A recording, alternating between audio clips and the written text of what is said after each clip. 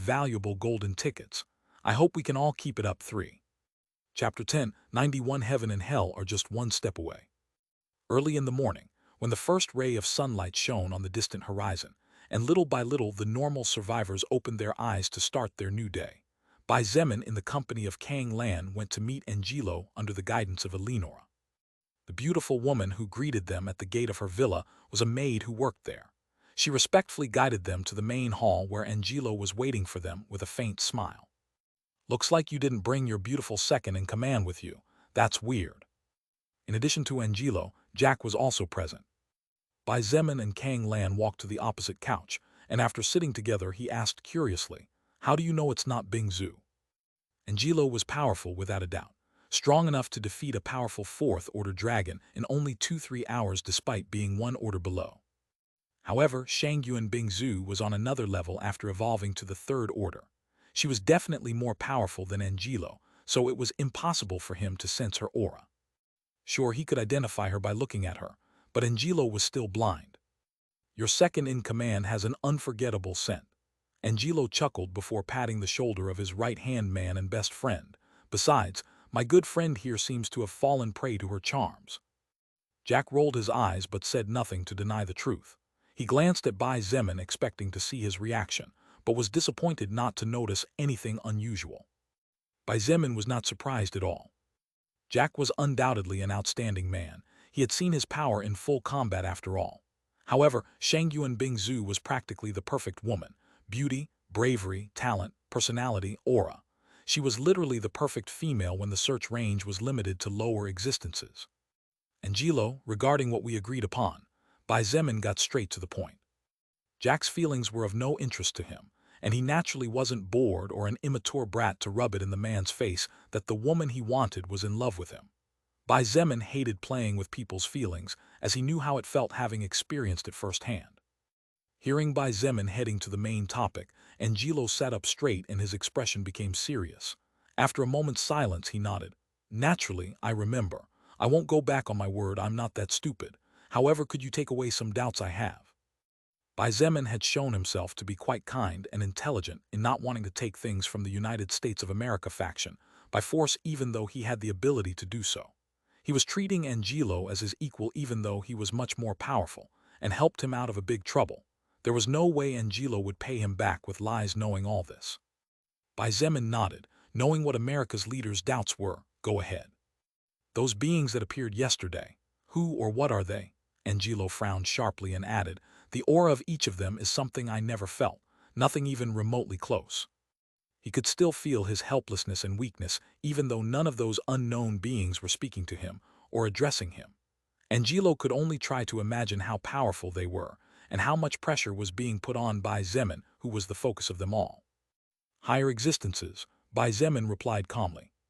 Higher existences, Angelo repeated in amazement, what is that? Bai Zemin looked silently at the two maidservants who were waiting for orders, and seeing this, Jack assured him, don't worry about them. They're both trustworthy. Realizing what was going on, Angelo explained while clearing his throat, they are my concubines.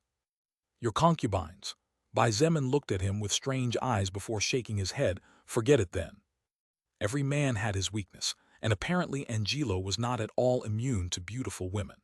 The good thing was that all the women around him seemed to admire and follow him wholeheartedly, so Bai Zemin didn't care if he had one wife and 300 concubines. Higher existences are. For the next 40 minutes, Bai Zemin gave Angelo a rather detailed summary of everything he knew about the higher existences. Number of factions, names, characteristics, and he even talked about the seemingly impossible to overcome difficulty between level 400 and level 401. A single level that separated the fourth order from the fifth order, lower existences from higher existences. To think that God and the devil really exist. Angelo sucked in a breath of cold air and commented in shock.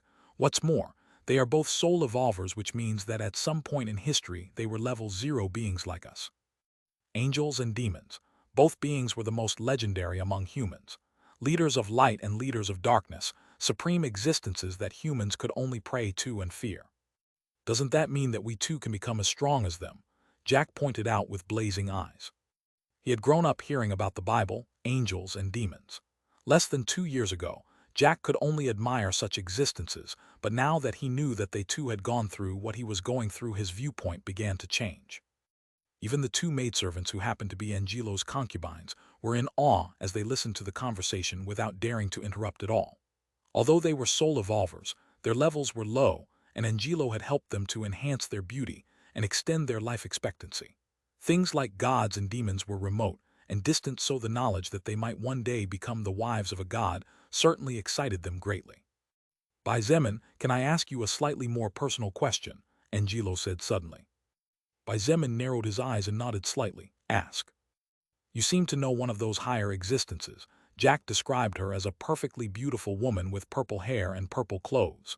Besides, you clearly know things that in theory you shouldn't know. Angelo said in confusion before launching into his question. Could you tell me how you came into contact with such great secrets? After a moment's thought, Bai Zemin felt there were more advantages than disadvantages to revealing the truth, so he explained. My fiancé is an important member of the demonic army led by Lucifer.